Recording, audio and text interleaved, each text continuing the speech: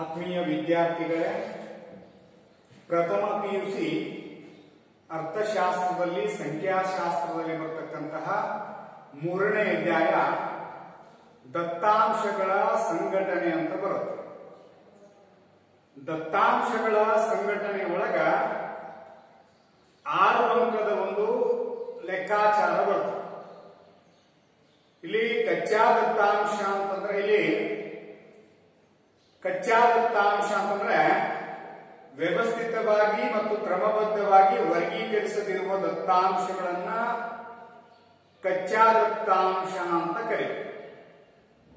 ಆ ಕಚ್ಚಾ ದತ್ತಾಂಶ ಈ ರೀತಿ ದತ್ತಾಂಶಗಳಿರ್ತವೆ, ಅದನ್ನ ವ್ಯವಸ್ಥಿತವಾಗಿ ಕ್ರಮಬದ್ಧವಾಗಿ ವರ್ಗೀಕರಣ ಮಾಡೋದನ್ನ ನಾವು ಈ ಅಧ್ಯಾಯದ ವರ್ಗೀಕರಣ ಮಾಡೋದಿರುತ್ತೆ, ಅದನ್ನು ಸಂಘಟಿಸತಕ್ಕಂಥದ್ದನ್ನ ಅಧ್ಯಯನ ಮಾಡಿ. ಇಲ್ಲಿ 6 ಅಂಕದ ಪ್ರಶ್ನೆ ಏನ್ ಕೇಳಿದ್ದಾರೆ ಅಂತಂದ್ರೆ 5 ಅಂಕದ 6 ಅಂಕದ ಪ್ರಶ್ನೆ ಕೇಳಿದ್ದಾರೆ. ಪ್ರಶ್ನೆ ಏನಂತಂದ್ರೆ ಇದು ಮುಕ್ತ ಅಥವಾ ಹೊರತಾದ ವಿಧಾನ ಅಂತ ಕರೀತಾರೆ. ಇದಕ್ಕ ಮುಕ್ತ ಅಥವಾ ಹೊರತಾದ ವಿಧಾನ ಅಂತ ಕರೀತಾರೆ. ಪ್ರಶ್ನೆ ಏನ್ ಕೇಳಿದ್ದಾರೆ ಅಂತಂದ್ರೆ ಬರ್ಕೊಳ್ಳಿ, ಅರ್ಥಶಾಸ್ತ್ರ ವಿಷಯದಲ್ಲಿ 70 ವಿದ್ಯಾರ್ಥಿಗಳು ಗಳಿಸಿದ ಅಂಕಗಳನ್ನ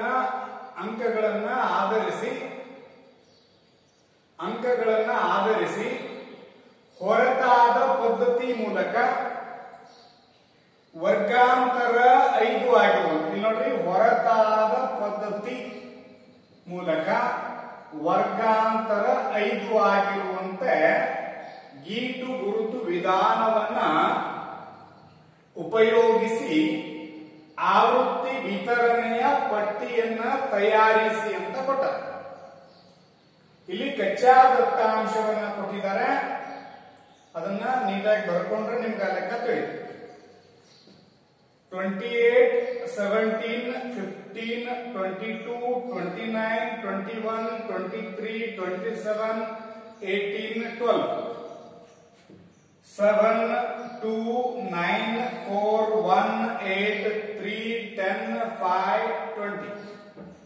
16, 12, 8, 4, 33, 27, 21, 15, 3, 36.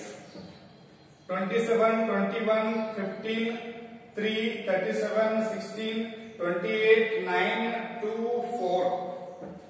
6, 32, 31, 29, 18, 14, 13, 15, 11, 9, 7, 1, 5, 37, 32, 23, 24, 20, 19, 25. 19, 25, 19, 20, 19, 26, 9, 30, 30. ಇಷ್ಟು ದತ್ತಾಂಶಗಳನ್ನ ಕೊಟ್ಟಾರೆ. 70 ವಿದ್ಯಾರ್ಥಿಗಳು ಅರ್ಥಶಾಸ್ತ್ರದಲ್ಲಿ ಗಳಿಸಿದ ಅಂಕಗಳು. ಇವುಗಳನ್ನ ಆಧರಿಸಿ ಏನ್ ಮಾಡಿದಾರೆ ಅವರು, ಹೊರತಾದ ಪದ್ಧತಿಯ ಮೂಲಕ ವರ್ಗಾಂತರ 5 ಆಗಿರುವಂತೆ ಅಂದ. ಇಲ್ಲಿ ಮೂಲವಾಗಿ ನಾವು ಏನ್ ತಿಳ್ಕೊಬೇಕಾಗತ್ತಂದ್ರೆ ವರ್ಗಾಂತರ, ಇಲ್ಲಿ ಗರಿಷ್ಠ ಅಂಕಿ ಯಾವ್ದದ ಮತ್ತು ಕನಿಷ್ಠ ಅಂಕಿ ಯಾವ್ದದ ಅನ್ನೋದನ್ನ ನಾವು ತಿಳ್ಕೊಬೇಕು. ಇಲ್ಲಿ ಕನಿಷ್ಠ ಕಡಿಮೆ ಅಂಕಿ ಅಂದ್ರೆ 1, ಗರಿಷ್ಠ ಅಂಕಿ ಅಂದ್ರ ಇದ್ರೊಳಗೆಲ್ಲ ನೋಡ್ಕೊಂಡಾಗ 38. ಹಿಂಗಾಗಿ ನಾವು 1 ಇರೋದ್ರಿಂದ ಅದನ್ನ 0 ದಿಂದ ತಗೊಳ್ತೀವಿ. ವರ್ಗಾಂತರ 0, ವರ್ಗಾಂತರ ಎಷ್ಟು 5 ಅಂತಂದಾಗ 0 ದಿಂದ 5. ಹೀಗಾಗಿ ಹೊರತಾದ ಪದ್ಧತಿ ಮತ್ತು ವರ್ಗದ ವರ್ಗಾಂತರವನ್ನ ಆದಷ್ಟು. ಇಲ್ಲಿ ವರ್ಗದ ವರ್ಗಾಂತರ 10 ಅಂದ್ರೆ 0 to 10 ಬರುತ್ತೆ. ವರ್ಗದ ವರ್ಗಾಂತರ 0 to 5 ಅಂತಂದ್ರೆ 0 to 5. ವರ್ಗದ ವರ್ಗಾಂತರ 10 ಅಂದ್ರೆ 0 ದಿಂದ 10. ವರ್ಗದ ಮೇಲ್ಮಿತಿಗೂ ವರ್ಗದ ಕೆಳಮಿತಿ. ವರ್ಗದ ಮೇಲ್ಮಿತಿಯಲ್ಲಿ ವರ್ಗದ ಕೆಳಮಿತಿಯನ್ನ ಕಳೆದಾಗ ವರ್ಗಾಂತರ ಸಿಗ್ತದೆ. ಹೌದಾ? ಈಗ 0 to 5 ಅಂತಿದೆ. 0 to 5, ಆಮೇಲೆ 5 to 10 ಅಂತ ಕೊಟ್ಟಿವಿ. 10 to 15. ಇದು ವರ್ಗಾಂತರ 5 ಇದ್ದಾಗ. ವರ್ಗಾಂತರ 10 ಆಗಿ ಲೆಕ್ಕ ಮಾಡಿ ಅಂತಂದ್ರೆ 0 to 10 ಹೌದಾ, 10 to 20. ಇದು ಯಾವ ವಿಧಾನ ಅಂತಂದ್ರೆ ಸಮಾವಿಷ್ಟಿತ ಅಂತ ಕೇಳ್ಯಾರ. ಸಮಾವಿಷ್ಟಿತ ಅಥವಾ ನೋಡ್ರಿ, ಸಮಾವಿಷ್ಟಿತ ಅಲ್ಲ, ವಿಮುಕ್ತ ವಿಧಾನ ಅಂತ ಕೇಳಿದೆ. ವಿಮುಕ್ತ ವಿಧಾನ ಅಂತಂದ್ರೆ ಒಂದು ವರ್ಗದ ಮೇಲ್ಮಿತಿಯು ಅದರ ಮುಂದಿನ ವರ್ಗದ ಕೆಳಮಿತಿಗೆ ಸಮನಾಗಿದ್ದರೆ, ಇಲ್ಲಿ ನೋಡಿ, ಇದು ವರ್ಗದ ಮೇಲ್ಮಿತಿ, ವರ್ಗದ ಕೆಳಮಿತಿ. ಒಂದು ವರ್ಗದ ಮೇಲ್ಮಿತಿ ಇನ್ನೊಂದು ವರ್ಗದ ಕೆಳಮಿತಿ. ಇದು ಮೇಲ್ಮಿತಿ, ಇದು ಕೆಳಮಿತಿ. ಇದು ಮೇಲ್ಮಿತಿ, ಇದು ಕೆಳಮಿತಿ. ಒಂದು ವರ್ಗದ ಮೇಲ್ಮಿತಿ ಇನ್ನೊಂದು ವರ್ಗದ ಕೆಳಮಿತಿಗೆ ಸಮನಾಗಿದ್ದರೆ, ಇಲ್ಲಿ 5 ಅದ, ಇಲ್ಲಿ 5 ಅದ, ಇಲ್ಲಿ 10 ಅದ, ಇಲ್ಲಿ 10 ಅದ. ಅಂದ್ರೆ ಒಂದು ವರ್ಗದ ಮೇಲ್ಮಿತಿ, ಇದು ಮೇಲ್ಮಿತಿ, ಇದು ಕೆಳಮಿತಿ. ವರ್ಗದ ಮೇಲ್ಮಿತಿಯು ಇನ್ನೊಂದು ವರ್ಗದ ಕೆಳಮಿತಿಗೆ ಸಮನಾಗಿದ್ದರೆ, ಈಗ ವರ್ಗಾಂತರ 0 to 5 ಹೌದಾ, 5 to 10 ಅದ, ಇಲ್ಲಿ 5 ಅದ, ಇಲ್ಲಿ 5 ಅದ. ಒಂದು ವರ್ಗದ ಮೇಲ್ಮಿತಿ ಇನ್ನೊಂದು ವರ್ಗದ ಕೆಳಮಿತಿಗೆ ಸಮನಾಗಿ ಬರುವಂತ ನಾವು ಇಟ್ಕೊಂಡ್ರೆ ಅದು ವಿಮುಕ್ತ ಅಥವಾ ಹೊರತಾದ ಪದ್ಧತಿ ಅಂತ ಕರೀತೀವಿ. ಆ ಮೂಲಕ ಇಲ್ಲಿ ಏನ್ ಇಟ್ಕೊಂಡಿವಿ, ವರ್ಗಾಂತರ 5 ಆಗಿರುವಂತಂದ್ರೆ 0 to 5, 5 to 10, 10 ಒಳಗೆ 5 ಕಳೆದ್ರೆ 5 ಉಳಿತು. ಹಿಂಗಾಗಿ ವರ್ಗಾಂತರ ಎಷ್ಟದ ಇಲ್ಲಿ 5 ಹೌದಾ, 15 ಒಳಗೆ 10 ತೆಗೆದ್ರೆ 5 ಉಳಿತು. ಹಿಂಗಾಗಿ ವರ್ಗಾಂತರ ಎಷ್ಟದ 5. ವರ್ಗಾಂತರ 5 ಆಗಿರುವಂತೆ ಎಲ್ಲಿ ತರ ಇಟ್ಕೋಬೇಕು, 38 ಅದ, 38 ಒಳಗೆ ಬರುತ್ತಾನ. ಅಂದ್ರ ಇಲ್ಲಿ ವರ್ಗಾಂತರ 0 ದಿಂದ 5 ಇದಕ್ಕೆ ಉತ್ತರ ಬರೆಯಕತ್ತೀವಿ ನಾವು. ವರ್ಗಾಂತರ ಎಷ್ಟಿದೆ, ಹೈಯೆಸ್ಟ್ ಅಂಕಿ ಎಷ್ಟಿದೆ, ಇಲ್ಲಿ 38 ಇದೆ. 38 ಎಲ್ಲಿ ಎದ್ರೊಳಗೆ ಬರ್ತದ, ಅಲ್ಲಿ ತನ ಬರ್ತದೆ. 0 to 5 ಹೌದಾ, 5 to 10, 10 to 15, 15 to 20, 20 to 25, 25 to 30, 30 to 35, 35 to 40. ಈ ರೀತಿ ಯಾಕಂದ್ರೆ 38 ಇದ್ರೊಳಗೆ ಬರೋದ್ರಿಂದ ಅಲ್ಲಿವರೆಗೆ ಅದೆಲ್ಲಿ ಲಾಸ್ಟ್ ದೊಡ್ಡ ಅಂಕಿ ಇಲ್ಲದ ವ್ಯಾಪ್ತಿ ಅಂತ ಕರಿತೀವಿ.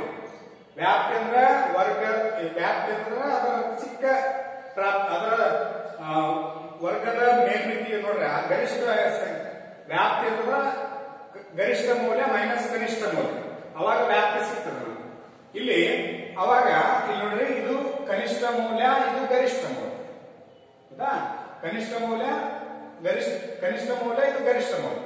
ಹಿಂಗಾಗಿ ವರ್ಗಾಂತರ ಹೆಂಗ್ ಇಟ್ಕೊಳ್ಳೋದು ಗೊತ್ತಾಯ್ತು ನಮ್ಗೆ. ಯಾಕಂದ್ರೆ 0 to 5, 5 to 10, 10 to 15 ಈ ರೀತಿ ಇಟ್ಬೇಕು. ವರ್ಗಾಂತರ 5 ಆಗಿದೆ. ವರ್ಗಾಂತರ 10 ಆಗಿರುವಂತಂದ್ರೆ 0 to 10, 10 to 20. ಯಾವ ವಿಧಾನದೊಳಗಿದು, ಹೊರತಾದ ಪದ್ಧತಿ ಒಳಗೆ ಮಾತ್ರ ಕೇಳಿದ್ರೆ ವರ್ಗದ ಒಂದು ವರ್ಗದ ಮೇಲ್ಮಿತಿ ಇನ್ನೊಂದು ವರ್ಗದ ಕೆಳಮಿತಿಗೆ ಸಮನಾಗಿರಬೇಕು. ಇದು ಸಮನಾಗಿರ್ಲಿಲ್ಪ ಅಂದ್ರೆ ಅದು ಸಮಾವಿಷ್ಟಿತ ಪದ್ಧತಿ ಅಂತ ಇನ್ನೊಂದು ಬೇರೆ ಲೆಕ್ಕ ಬರ್ತದೆ, ಅದನ್ನು ಹೇಳ್ತೀವಿ. ಇಲ್ಲಿ ಇದು ವಿಮುಕ್ತ ವಿಧಾನ ಅಥವಾ ಹೊರತಾದ ಪದ್ಧತಿ ಕೇಳಿದಾಗ ಒಂದು ವರ್ಗದ ಮೇಲ್ಮಿತಿ ಇನ್ನೊಂದು ವರ್ಗದ ಕೆಳಮಿತಿಗೆ ಸಮನಾಗಿರಬೇಕು.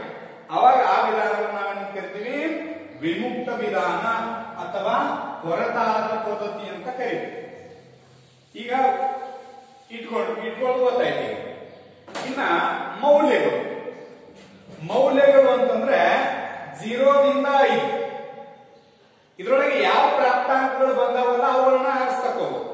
ಇಲ್ಲಿ ಕಚ್ಚಾ ದತ್ತಾಂಶ ಕೊಟ್ಟ, ಈ ಕಚ್ಚಾ ದತ್ತಾಂಶದೊಳಗೆ ಕೊಟ್ಟಿರ್ತಕ್ಕಂಥ ಅಂಶದೊಳಗೆ ನಾವೇನ್ ನೋಡ್ಕೋಬೇಕಂತಂದ್ರ ಯಾವುದು 0 ದಿಂದ 5ರವರೆಗೆ ಯಾವ ನೋಡ್ರಿ, 0 to 5 ಅಂದ್ರೆ ಇಲ್ಲಿ 5ಅನ್ನ ಕನ್ಸಿಡರ್ ಮಾಡ್ಕೊಳಂಗಿಲ್ಲ. 5 ಬಂತಪ್ಪ ಅಂದ್ರೆ ಇದ್ರೊಳಗೆ ನಾವು ಕನ್ಸಿಡರ್ ಮಾಡ್ಕೋಬಹುದು ಹೌದಾ. ಈಗ 0 to 5 ನೆನ್ಕೊಳ್ಳೋಣ. ಒಂದು ಕಚ್ಚಾ ದತ್ತಾಂಶದೊಳಗೆ 0, 1, 2, 3 ಬರ್ತದ, 4 ಬರ್ತಾವ ಅಂತ ತಿಳ್ಕೊಂಡು. ಆದ್ರೆ 5 ಬಂತಪ್ಪ ಅಂದ್ರೆ ಇದ್ರಾಗ ಇಟ್ಕೊಂಡಂಗಿಲ್ಲ.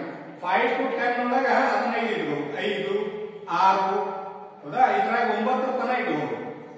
ನೋಡ್ರಿ, 0 ದಿಂದ 5 ಒಳಗೆ 5 ಬಂತಪ್ಪ, 5 ವರ್ಗದೊಳಗೆ ಯಾವ ಮೌಲ್ಯಗಳು ಬರ್ತಾವ ಎಲ್ಲ ತಗೊಳ್ಳೋದು. ಯಾವ ಮೌಲ್ಯ ಅಂದ್ರೆ 0 ದಿಂದ 4ರವರೆಗೆ. ಇಲ್ಲಿ 0 to 5 ಅದ, ಬಟ್ ಇಲ್ಲಿ 5 ಇಲ್ಲಿ ಕೆಳವರ್ಗದ ಇಲ್ಲಿ ಬರ್ತದೆ ನೋಡ್ರಿ. 0 ದಿಂದ 5 ವರೆಗೆ ಅಂದ್ರೆ 0 ದಿಂದ 4 ವರೆಗೆ ಯಾವ ಬರ್ತಾವ ಅವುಗಳನ್ನ ಮಾತ್ರ ತಕ್ಕೋಬಹುದು. ಇಲ್ಲಿ 5 ರಿಂದ 9ರವರೆಗೆ ಬರುವ ಅಂಕಿಗಳನ್ನ ಮಾತ್ರ ಮೌಲ್ಯಗಳು ಇಟ್ಕೋಬಹುದು. ಇಲ್ಲಿ 10 ರಿಂದ 14ರವರೆಗೆ ಬರುವ ಅಂಕಿಗಳನ್ನ ಮಾತ್ರ ಇಲ್ಲಿ ಇಟ್ಕೋಬಹುದು. ಇಲ್ಲಿ 15 ರಿಂದ 19ರವರೆಗೆ ಬರುವ ಅಂಕಿಗಳನ್ನ ಮೌಲ್ಯಗಳನ್ನ ಮಾತ್ರ ತಗೋಬಹುದು. ಇಲ್ಲಿ 20 ರಿಂದ 24ರವರೆಗೆ ಬರುವ ಮೌಲ್ಯಗಳನ್ನು ಮಾತ್ರ ಬರ್ಕೊಳ್ಳೋದು. ಇಲ್ಲಿ 25ರಿಂದ 29ರವರೆಗೆ ಬರುವ ಮೌಲ್ಯಗಳನ್ನು ಮಾತ್ರ ತಕ್ಕೋಬಹುದು. 30ರಿಂದ 39ರವರೆಗೆ ಬರುವ ಮೌಲ್ಯಗಳನ್ನು ಮಾತ್ರ ತಗೋಬಹುದು. 35ರಿಂದ 39ರವರೆಗೆ ಬರುವ ಮೌಲ್ಯಗಳನ್ನು ಮಾತ್ರ ತಕ್ಕೋಬಹುದು. ಯಾವ ರೀತಿ ತಕ್ಕೊಳ್ಳೋದು ಅನ್ನೋದನ್ನು ನೋಡ್ಬೇಕಾಗಿದೆ. ಈಗ 0ದಿಂದ 4ರವರೆಗೆ, ಯಾಕಂದ್ರೆ ಇಲ್ಲಿ 5 ಬಂತಪ್ಪ, ಈ ಮೌಲ್ಯದೊಳಗೆ ಇಡಬಹುದು. 5ರಿಂದ 10ರವರೆಗೆ ಇಡಬಹುದು. 0ದಿಂದ 5ರವರೆಗೆ ಅಂತಂದ್ರೆ 0 to 4, 0ದಿಂದ 4ರವರೆಗೆ ಬರ್ತಕ್ಕಂಥ ಅಂಶವನ್ನು ತಗೋಬೇಕು. ಇದರೊಳಗೆ 0ದಿಂದ 4ರವರೆಗೆ ಯಾವ ರೀತಿ ತಗೋಬೇಕು ಅಂತ ಹೇಳ್ತೀನಿ. ಇಲ್ಲಿ ನೋಡಿ, ಇದರಲ್ಲಿ ಯಾವುದೇ ಮೌಲ್ಯಗಳಿಲ್ಲ. ಇಲ್ಲಿ 1 ಇದೆ, ಅದನ್ನ ಈ ರೀತಿ ಗುರುತು ಮಾಡ್ಕೊಳ್ಳೋದು. 2 ಇದೆ ಈ ಲೈನ್ ಒಳಗೆ, ಆಮೇಲೆ 1 ಇದೆ, ಹೌದಾ? ಆಮೇಲೆ ಈ ಲೈನ್ ಒಳಗೆ 5 ಇದೆ, ಬಟ್ ಅದನ್ನ ಇದ್ರೊಳಗೆ ತಗೊಳ್ಳಲ್ಲ, ಹಿಂಗಾಗಿ ಗುರುತು ಮಾಡ್ಕೊಳ್ಬೇಡ. ಆಮೇಲೆ 4 ಇದೆ, ಆಮೇಲೆ 4 ಇದೆ, ಆಮೇಲೆ 3 ಇದೆ, ಆಮೇಲೆ ಹಿಂಗೆ ನೋಡ್ಕೊಂಡು 1 ಇದೆ, ಆಮೇಲೆ ಇದರಲ್ಲಿ ಯಾವುದಿಲ್ಲ, ಆಮೇಲೆ ಇದ್ರೊಳಗ ಯಾವುದಿಲ್ಲ, ಆಮೇಲೆ ಈ ಲೈನ್ ಒಳಗ 3 ಇದೆ, ಹೌದಾ? ಇದ್ರೊಳಗ ಮತ್ತೆ ಯಾವ ಇಲ್ಲ, ಹೌದಾ? ಇದ್ರೊಳಗ ಯಾವ ಇಲ್ಲ, ಆಮೇಲೆ ಇದ್ರೊಳಗ 5 ಇದೆ, ಬಟ್ ತಗೊಳ್ಳಲ್ಲ. ಅದ್ರೊಳಗೆ 3 ಇದೆ, ತಗೊಳ್ಳೋಣ. 2 ಇದೆ, ತಗೊಳ್ಳೋಣ. ಆಮೇಲೆ ಮತ್ತೆ ಯಾವಿಲ್ಲ. ಇದ್ರೊಳಗ 4 ಇದೆ, ತಗೊಳ್ಳೋಣ. ಈ ರೀತಿ ನೋಡ್ಕೊಳ್ಳೋಣ. ಆ ಪ್ರಕಾರ ನೋಡಿ, 2, 1, 4, 4, 3, 1, ಆಮೇಲೆ 3, ಆಮೇಲೆ ಮತ್ತೆ 3, ಆಮೇಲೆ 2, ಆಮೇಲೆ 4. ಈ ರೀತಿ ನಾವು ಪ್ರಾಪ್ತಾಂಕಗಳನ್ನ ನೋಡ್ಕೊಳ್ಳೋದು. ಈ ಕೋಷ್ಟಕ ಕಚ್ಚಾ ದತ್ತಾಂಶ ಕೊಟ್ಟಿದ್ರೆ ಇದ್ರೊಳಗಿನ 5 ನಾವು ತಗೋಬಹುದು. ಆ ಪ್ರಕಾರ 0 to 5 ಇದೆ, ಬಟ್ ಈ 5 ಕನ್ಸಿಡರ್ ಆಗೋದ್ರಿಂದ 0 to 4 ವರೆಗೆ ಯಾವ ಅಂಕಿಗಳು ಬಂದವ ಇಲ್ಲಿ ಇಟ್ಟುಕೊಂಡಿವಿ. ಆ ಮೂಲಕ ಗೀಟು ಗುರುತು ಬರುತ್ತೆ. ಗೀಟು ಗುರುತುಗಳನ್ನ ಹೆಂಗೆ ಹಾಕೋದು? ಇಲ್ಲಿ ಎಷ್ಟಿದಾವೆ ಪ್ರಾಪ್ತಾಂಕ ಎಣಿಸ್ಕೊಂಡು ನೋಡಿ. 1, 2, 3, 4, 5, 6, 7, 8, 9, 10. ಹಿಂಗಾಗಿ ಆವೃತ್ತಿ ಎಷ್ಟು ಬರ್ಕೊಳ್ಳೋದು? 10 ಅಂತ ಬರುತ್ತೆ. ಹಿಂಗಾಗಿ ಗೀಟುಗಳನ್ನ ಏನ್ ಮಾಡ್ಕೊಳ್ಳೋದು ನೋಡಿ. 1, 2, 3, 4, 5 ಅಂತ ಏನ್ ಮಾಡೋದು? ಹಿಂಗೆ ಆಡುತ್ತದೆ.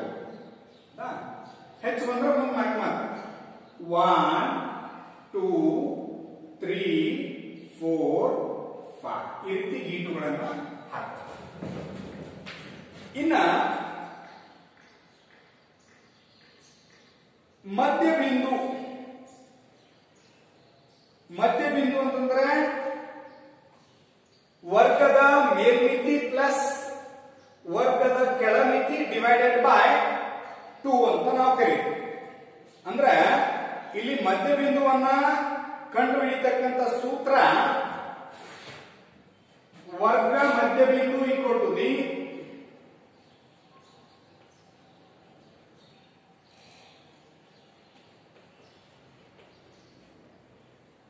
ವರ್ಗ ಮಧ್ಯಬಿಂದು equal to the L2 plus L1 divided by 2. ಅಂದ್ರೆ L2 ವರ್ಗದ ಮೇಲ್ಮಿತಿ ಪ್ಲಸ್ ವರ್ಗದ ಕೆಳಮಿತಿ ಡಿವೈಡೆಡ್ ಬೈ 2. ನೋಡಿ, ಇದು ವರ್ಗದ ಮೇಲ್ಮಿತಿ, ಇದು ವರ್ಗದ ಕೆಳಮಿತಿ. ಹಿಂಗಾಗಿ ನೋಡೋಣ, 5 plus 0 divided by 2 equal to the 5 divided by 2. 2 4, ಹೌದಾ? 1 ಉಳಿತು, ಪಾಯಿಂಟ್ ತಗೊಂಡ್ರೆ 0 ಆಯ್ತು. 2 5 10, 2.5. ನೋಡಿ, ಇದನ್ನ ಕೂಡಿಸೋದು ಡಿವೈಡೆಡ್ ಬೈ 2 ಮಾಡೋದು. ಈಗ ನಿಮಗೆ ಇದು ಈಸಿ ಅನಿಸ್ಲಿಲ್ಲ ಅಂತಂದ್ರೆ ನೋಡ್ರಿ, 0, 1, 2, 3, 4, 5 ಈ ರೀತಿ ಇಟ್ಕೊಳ್ಳಿ.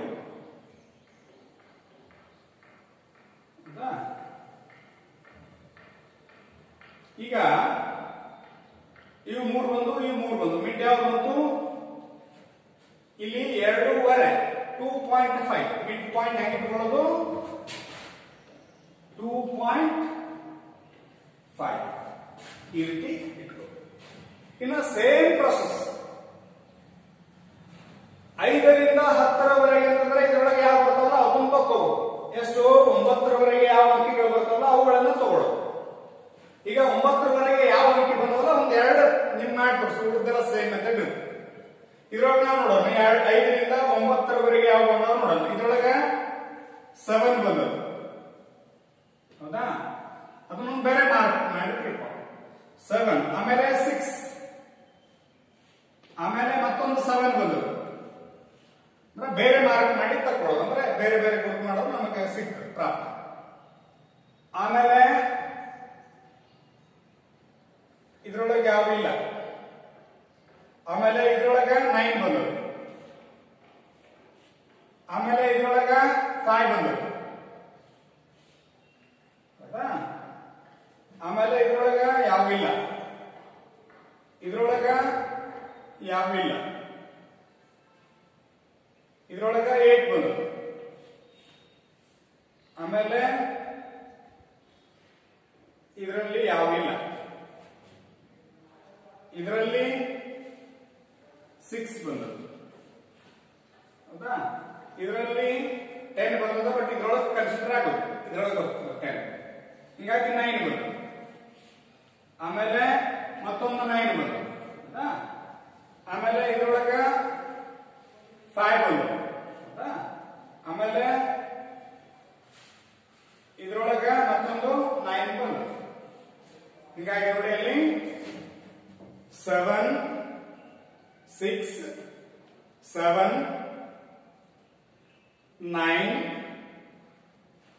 ಆಮೇಲೆ ಇಲ್ಲೊಂದು 8 ಆಮೇಲೆ 5 ಆಮೇಲೆ 8 ಆಮೇಲೆ 6 ಆಮೇಲೆ 9 ಆಮೇಲೆ ಮತ್ತೊಂದು 9 ಆಮೇಲೆ 5 ಆಮೇಲೆ 9 ಈ ರೀತಿ ನಾವು ಮಾಡ್ಕೊಳ್ಳೋದು. ಈ ಎಲ್ಲಾ ಪ್ರಾಪ್ತಾಂಕ ತಕ್ಕೊಳ್ಳೋದು. ಹೀಗಾಗಿ 5 ರಿಂದ 9 ರವರೆಗೆ ಇಲ್ಲಿ 10 ಇದೆ, ಬಟ್ 9 10 ಬಂದ್ರೆ ಇದ್ರೊಳಗೆ ಇಟ್ಕೊಳ್ಳೋದು. ಮುಂದಿನ ಇಲ್ಲಿ ಯಾವ್ದು ಇರ್ತದೆ ಇದ್ರೊಳಗೆ 5 ಐತಲ್ಲ 5 ರಿಂದ 10 ಹಿಂಗಾಗಿ 5 ಬಂತಪ್ಪ ಅಂದ್ರೆ ಇದ್ರೊಳಗೆ ಬರುತ್ತೆ, 10 ಬಂತಪ್ಪ ಅಂತಂದ್ರೆ ಈ ಪ್ರಾಪ್ತಾಂಕ. ಇಲ್ಲಿ ನೋಡಿ 0 ರಿಂದ 4 5 to 9 ಅಂತ ಹೇಳಿ. ಹೀಗಾಗಿ ಬಂದಿರತಕ್ಕಂತ ಮೌಲ್ಯಗಳನ್ನು ಈ ರೀತಿ ಬರ್ಕೊಂಡು ಬರ್ಕೊಂಡಾಗ ಎಷ್ಟಾಗ್ತಾವೆ ಎಲ್ಲ ಕೂಡಿ 1 2 3 4 5 6 7 8 9 10 11 12 ಮೌಲ್ಯಗಳನ್ನ ಆವೃತ್ತಿಗಳನ್ನ 12 ಅಂತ ಬರ್ಕೋದು. ಹೀಗಾಗಿ ಗೀಟು ವಿಧಾನ ಹೆಂಗೆ ಹಾಕೋದು ಹೇಳಿ. ಗೀಟ್ ಹೆಂಗೆ ಹಾಕೊಳ್ಳೋದು 1 2 3 4 5 ಅಂತಂದ್ರೆ 5 ಆಮೇಲೆ ಮತ್ತೆ 6 7 8 9 10 11 12 ಅಂತ ಮಾಡ್ಬೋದು. ಹೀಗಾಗಿ ಇದರ ಮಧ್ಯೆ ಯಾವ್ದು ನೋಡಿ ಈ ರೀತಿ ನಾವು ಲೆಕ್ಕಾಚಾರ ಮಾಡ್ಕೊಂಡ್ರೆ ಸಿಗ್ತದೆ. 5 ನೋಡಿ ಇಲ್ಲಿ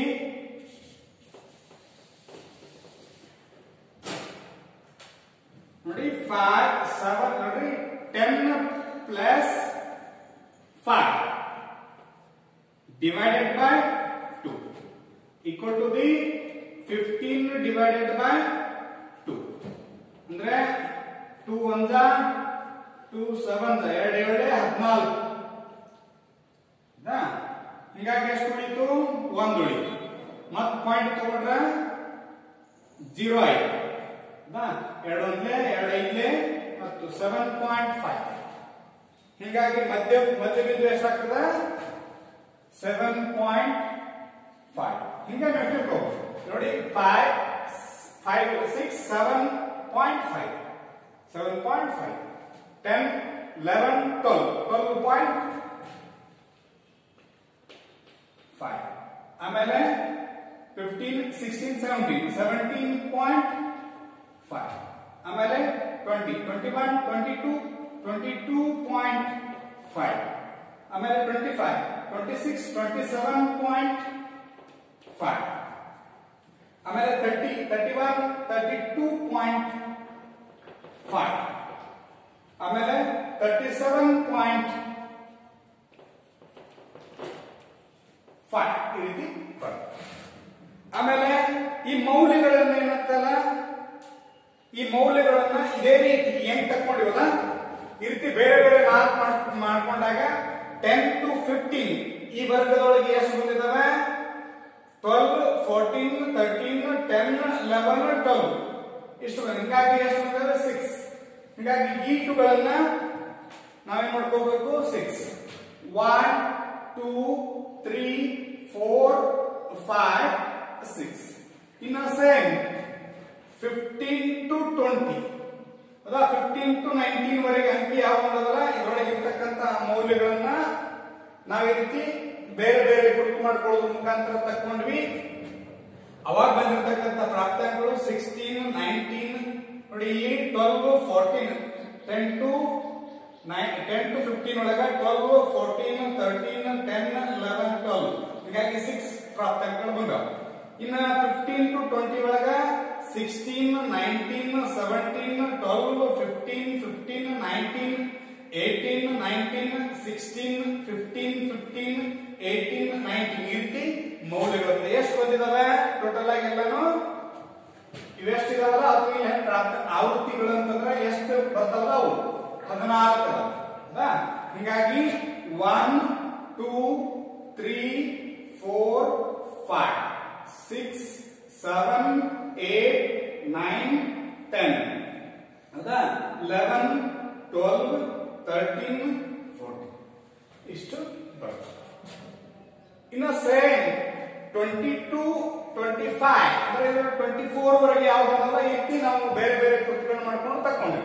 ಆ ಪ್ರಕಾರ 21 22 ನೋಡ್ರಿ 22 25 ವರೆಗೆ ನೋಡ್ರಿ 21 22 21 23 20 23 21 24 20 20 ಈ ರೀತಿ ಮೌಲ್ಯಗಳು ಬರ್ತವೆ. ಹಿಂಗಾಗಿ ಎಷ್ಟು ಇದಾವೆ ಎಲ್ಲ ಕೂಡ 10 ಇದಾವೆ. ಇದು ಆವೃತ್ತಿ. ಹಿಂಗಾಗಿ 1 2 3 4 5 1 2 3 4 5 ಈ ರೀತಿ 4 ಆದ್ಮೇಲೆ 5 ಡಿಗ್ರಿ ಹೊಡೆಯೋದು ಈ ರೀತಿ ತಕ್ಕೊಂಡು.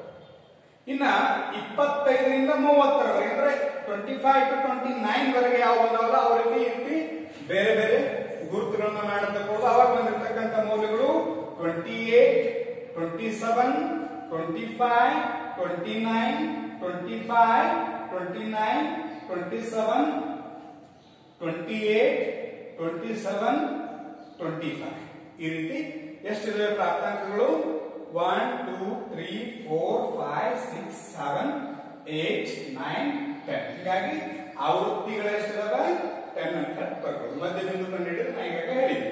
ಹೀಗಾಗಿ ಸೇಮ್ ಆಗಿರೋ 1 2 3 4 5 6 7 8 9 10 ಈ ರೀತಿ ಮಾಡಿ.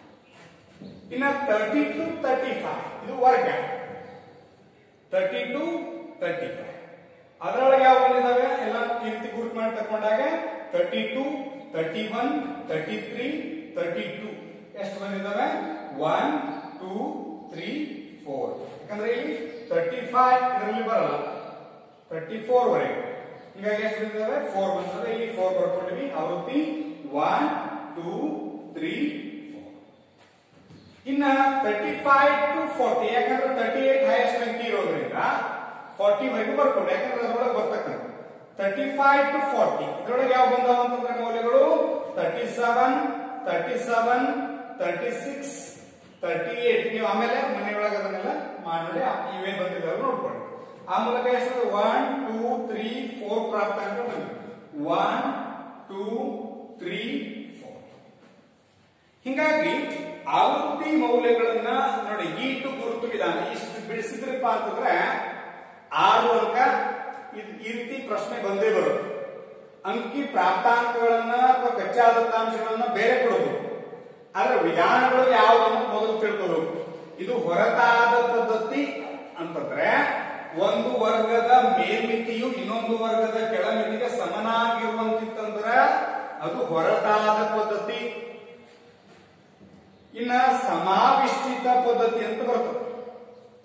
ಸಮಾವೇಷ್ಟಿತ ಅಂದ್ರ ಅದು ಬೇರೆ ಮೆಥಡ್. ಇಲ್ಲಿ ಅಂಕಿಅಂಶಗಳ ಮಾಹಿತಿಯನ್ನ ವರ್ಗೀಕರಿಸುವಾಗ ಒಂದು ವರ್ಗದ ಮೇಲ್ಮಿತಿ ಅದರ ಮುಂದಿನ ವರ್ಗದ ಕೆಳಮಿತಿಗೆ ಸಮನಾಗಿಲ್ಲದಿದ್ದಾಗ, ಈಗ ಫಾರ್ ಎಕ್ಸಾಂಪಲ್ ನೋಡಿ,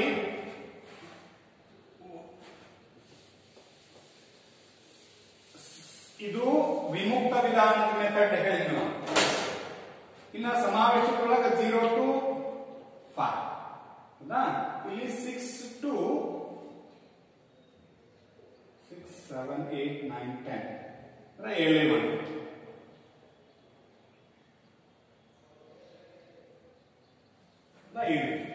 ಅಂದ್ರೆ ಇಲ್ಲಿ ಎಷ್ಟು ವರ್ಗಾಂತರ ನೋಡಿ, 11ರೊಳಗ ಇಲ್ಲಿ 12 ಬರುತ್ತೆ. ಯಾಕಂದ್ರೆ ವರ್ಗಾಂತರ ಎಷ್ಟು ಇಲ್ಲಿ 0 to 5 ಅಂತಂದ್ರೆ 5. ಯಾವ ವಿಧಾನ ಬೇರೆ ಮೆಥಡ್. ಇದು ಒಂದು ವರ್ಗದ ಮೇಲ್ಮಿತಿ ಇನ್ನೊಂದು ವರ್ಗದ ಕೆಳಮಿತಿಗೆ ಸಮನಾಗಿರೋದಿದ್ದರೆ ಅದು ಬೇರೆ ಸಮಾವಿಷ್ಟಿತ ಪದ್ಧತಿ ಅಂತ ಬರ್ತದೆ. ಇನ್ನೊಂದು ಮೆಥಡ್ ಅದನ್ನ ಲೆಕ್ಕ ಆಮೇಲೆ ಹೇಳ್ತಾರೆ. ಈ ರೀತಿ ಬೇರೆ ಬೇರೆ ಇತ್ತಪ್ಪ ಅಂತಂದ್ರೆ ಇದು ಸಮಾವಿಷ್ಟಿತ ಅಂತ ಬರ್ತದೆ. ಈಗ ವಿಮುಕ್ತ ಅಥವಾ ಹೊರತಾದ ಪದ್ಧತಿ ಕೇಳಿದ್ರೆ ಒಂದು ವರ್ಗದ ಮೇಲ್ಮಿತಿ ಇನ್ನೊಂದು ವರ್ಗದ ಕೆಳಮಿತಿಗೆ ಸಮನಾಗಿರುವುದು, ಅವಾಗ ಈ ವಿಧಾನ ವಿಮುಕ್ತ ಅಥವಾ ಹೊರತಾದ ಪದ್ಧತಿ ಅಂತ ಕರೀತಾರೆ.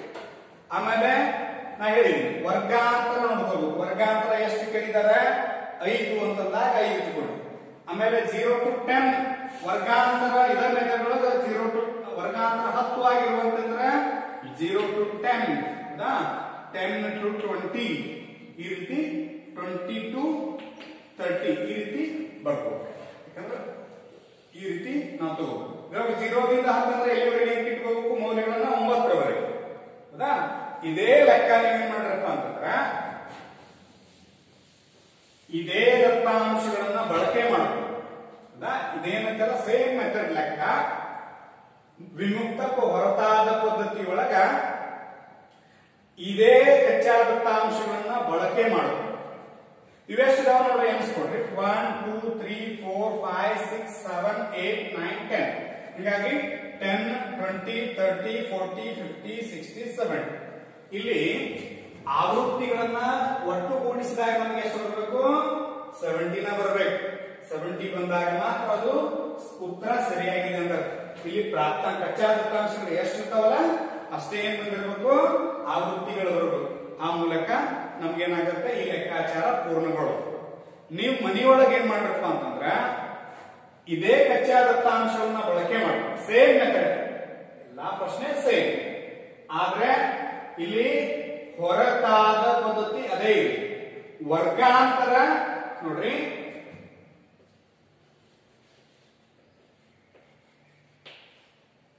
ವರ್ಗಾಂತರ ಇದ್ರೊಳಗ 5 ಅದ. ನೀವು 10 ಇಟ್ಕೊಂಡ ಲೆಕ್ಕಾಚಾರ ಮಾಡ್ರಿ, ಅದು ಸರಿ ಉತ್ತರ ಬರ್ತದೋ ಇಲ್ಲೋ ಅನ್ನುವಂಥದ್ದನ್ನ ನೋಡ್ಬೋದು. ಸೇಮ್ ನೋಡ್ರಿ 0 to 10. ಈಗ ವರ್ಗಾಂತರ 10 ಅಂದ್ರೆ 0 to 10 ಹೌದಾ, 10 to 20 ಈ ರೀತಿ ಬರಬೇಕು ಹೌದಾ. ಆಮೇಲೆ ಮಧ್ಯ ಬಿಂದು ಕಂಡು ಹಿಡಿದಾಗ 10 plus 0 divided by 2 equal to the 10 divided by 2. 2 ಒಂದೇ 2 5 10. ಹೀಗಾಗಿ ಮಧ್ಯ ಬಿಂದು ಎಷ್ಟು ಬರ್ತದ 5 ಬರ್ತದೆ. ಇಲ್ಲಿ ಏನು 2.5 ಬರ್ತದಲ್ಲ ಅಲ್ಲಿ 5. ಪ್ರಾಪ್ತಾಂಕಗಳ ಮೌಲ್ಯಗಳು ಎಷ್ಟು ಬರ್ತಾವಲ್ಲ ಅವಾಗ ನೋಡಿ 0 ದಿಂದ 10ರವರೆಗೆ ಅಂತಂದ್ರೆ 0 ದಿಂದ 10ರವರೆಗೆ 9 ಅಂಕಿತನ ಯಾವ್ದವಲ್ಲ 0 to 10 ಇಟ್ಬೋದು. 9 ತನ ಅಂಕಿ ಯಾವ್ದಲ್ಲ ಅದನ್ನ ಇಲ್ಲಿ ಬರ್ಕೊಳ್ಳೋದು. ಎಷ್ಟು ಬಂದವಲ್ಲ ಅಷ್ಟು ಇಟ್ಕೊಳ್ಳೋದು. ಆ ಮೂಲಕ ಆವೃತ್ತಿ ಬರೆಯೋದು, ಮಧ್ಯ ಬಿಂದು ಬರೆಯೋದು. ಇದೇ ಸೇಮ್ ಪ್ರಾಬ್ಲಮ್ ಅನ್ನ ವರ್ಗಾಂತರ 10 ಇಟ್ಟು ನೀವು ಮನೆಯೊಳಗೆ ಮಾಡಿ ಅದನ್ನ ಇಟ್ಕೋಬೇಕು. ಕ್ಲಾಸ್ ಆದ್ಮೇಲೆ ನೋಡೋಣ ಅದರ ಸಂಬಂಧಪಟ್ಟ ಅಥವಾ ಅದರ ಒಬ್ಬರು ಎತ್ತಿ ಬಿಡಿಸ್ರಿ ಅಂತ ಹೇಳ್ತಾ ಇದು ವಿಮುಕ್ತ ಅಥವಾ ಹೊರತಾದ ಈ ಪ್ರಶ್ನೆ ಕಡ್ಡಾಯವಾಗಿ ಬರ್ತದ. ಅದಕ್ಕೆ ಇದನ್ನ ತಯಾರಿ ಮಾಡಿಕೊಡ್ರಿ ಅಂತ ಹೇಳ್ತಾ ಕ್ಲಾಸ್ಗೆ ವಿರಾಮ. ಧನ್ಯವಾದ.